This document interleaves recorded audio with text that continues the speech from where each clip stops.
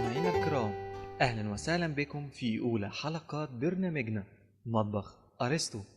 اليوم لدينا مقابلة غير عادية وحوار مثير جدا مع نجم روك العلوم الجديد بروفيسور براين جرين، أستاذ الفيزياء والرياضيات بجامعة كولومبيا بالولايات المتحدة الأمريكية.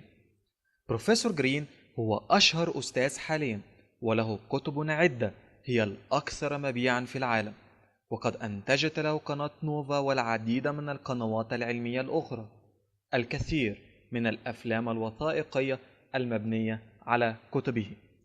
دكتور جرين معروف بأنشطته العلمية وبرامجه للتواصل المجتمعي حول بلدان العالم فيما يعرف بالإنجليزية بالساينس أوتريتش. انتظروا الحوار كاملا مع طه سليم وأحمد بدة ودكتور جرين لتتعرفوا على حياته، تفكيره، كيف نشر كتبه وكيف أصبح شهيرا. كذلك قد شكر دكتور جرين محطة كوزموس واعتبرها المجهود الأول والحقيقي لنشر المعرفة والعلوم في الشرق الأوسط من مؤسسة عريقة كمؤسسة الجامعة الأمريكية. انتظروا الحوار كاملا في برنامجنا مطبخ أرسطو، البرنامج الأشهر في المجلات العالمية.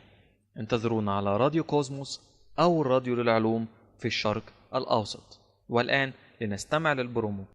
Hello everybody, this is Taha Salim and Ahmed Bedda from Cosmos Radio, the first science radio in the Middle East.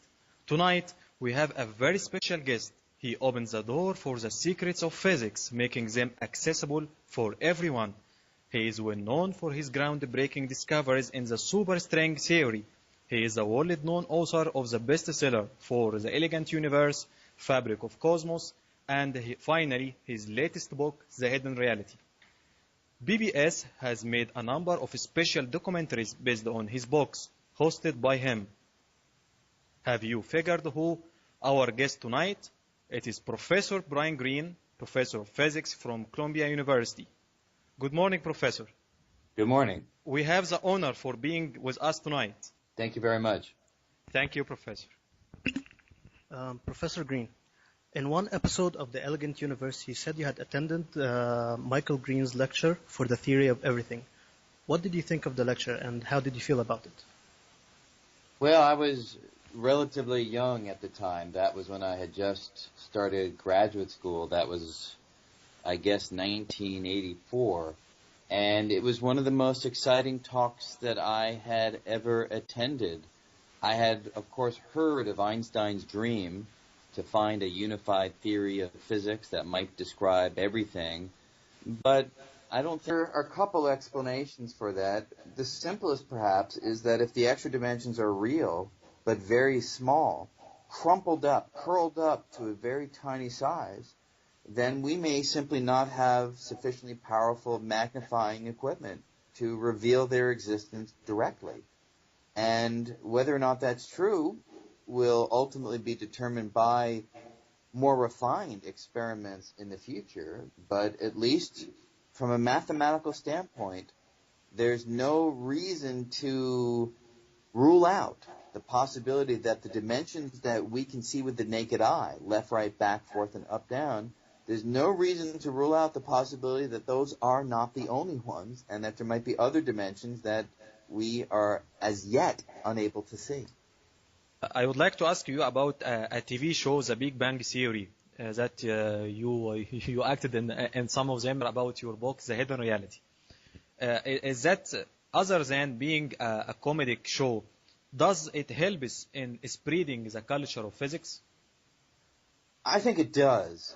When you have a program on American television that I think is actually close to or maybe the #1 popular TV show, which then spreads around the world as a show that people enjoy watching, and when the characters are in the scientific community, the culture of science does begin to be part of a more centerpiece in how we think of the world around us. I mean, I think one of the big problems that science has faced for a long time is that it has been relegated to the outskirts of culture.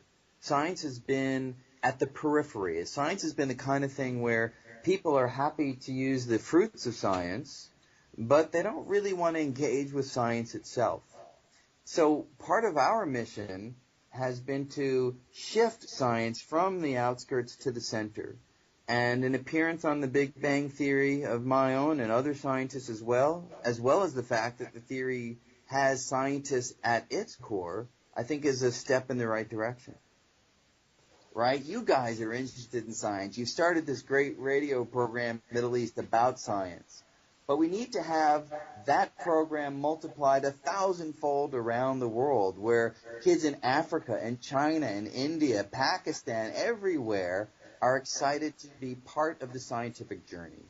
And that is what will ensure the health of physics and science more generally going forward. Professor, do you think that we will have another groundbreaking discoveries and revelation in physics like the one of modern physics? I hope so. It's a little unclear right now. You may have been following the Large Hadron Collider in Geneva had a tremendous success. That was announced over the last year, the discovery of the Higgs boson. But we're even more excited about the possibility that the machine will turn up something unexpected, that it will give us hints of what the new frontier of understanding will involve. And it's just unknown until the data comes in whether that's going to happen. So another 2 or 3, 4 or 5 years from now will really, I think, be a pivotal moment in modern physics when we're going to learn if there's a clue coming from experiments as to what the next layer of reality is all about. Professor, will you expect that we will have a faster than speed of light particles in the future to be discovered in CERN or the new collider, or the fantasy or the legend that says that special relativity cannot be, it is like a super legend will work forever? Well, I bet almost anything that we're not going to find any particles traveling faster than the speed of light. That would be a shock beyond all others if we were to find them, and every time we thought we found them, more refined experiments showed that in actuality the particles were not going faster than the speed of light. But that's not to say that special relativity is the be-all and end-all understanding. I think many of us anticipate that special relativity is a powerful framework that will work up until a certain point. Professor Greene, what is your advice for the young physicists everywhere? The most important thing for young physicists is to learn the basics really, really well. There's a tendency to want to jump right into the frontier because it's exciting. And in order to be successful, you need to understand the basics inside out. You need to really have a firm grasp of special relativity and quantum mechanics and statistical mechanics and all of those core areas of science. And again, as I was mentioning, if people are interested, next fall, people should sign up at worldsciencefestival.com because I'll be giving some updates. Well, I think your idea of this radio program is a good one. My experience has been that almost everybody has an interest in these ideas, but many people are intimidated by them. Many people have had an experience where they felt they couldn't understand the ideas and they've given up. And radio programs like this, and general level books, and the kinds of television shows that we've been speaking about, I think are a great step toward convincing people that these ideas are both exciting and understandable so long as they're presented in a way that's accessible. So I think you guys are doing the right thing, and I think we just need to continue to spread the word to the young kids that science is exciting and it's something that they can